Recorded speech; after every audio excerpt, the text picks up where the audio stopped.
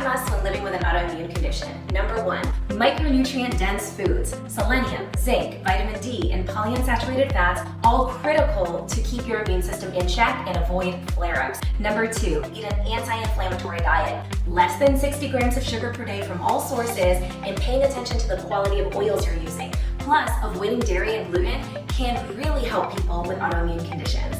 Number 3, exercise regularly. Regular exercise can rebalance pieces of the immune system that are off balance in those with autoimmune conditions. Number 4, protein spaced throughout the day. Your immune system is made of protein.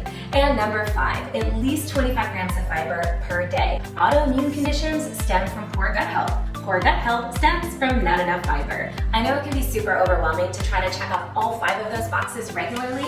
That's why Paleo-1 and I have teamed up to offer a monthly meal and fitness plan that takes all the guesswork out for you. Details are below.